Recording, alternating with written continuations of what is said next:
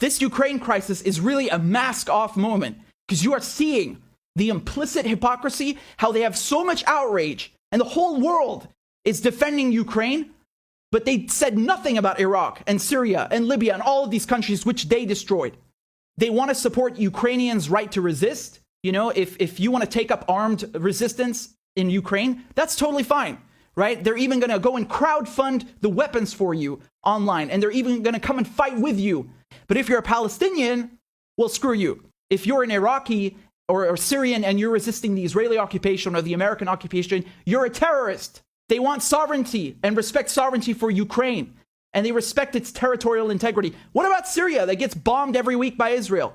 What about Syria, the Golan Heights that are occupied by Israel? What about northern Syria, northeastern Syria occupied by the Americans?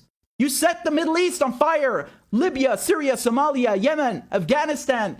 I can't count anymore, man. Millions of people turned to refugees. Millions of people killed, displaced. Look how they treat them. The people are saying we'll accept white refugees because they look like us.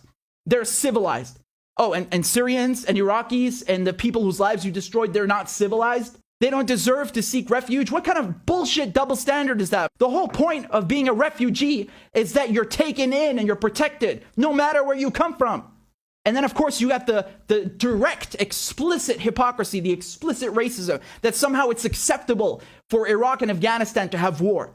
That it's somehow acceptable to just take in white refugees and stop the black people who are fleeing from Ukraine and stop the Syrians and the other Arabs who are coming in to seek refuge.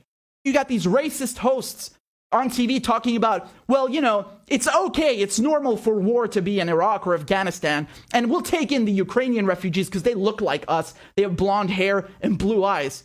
And every day, it's in the media, it's from the politicians. You know, they want to do everything to give Ukraine weapons, to help Ukraine resist the occupation. How come the Ukrainians are freedom fighters, but the Arabs who resist foreign occupation, they're terrorists?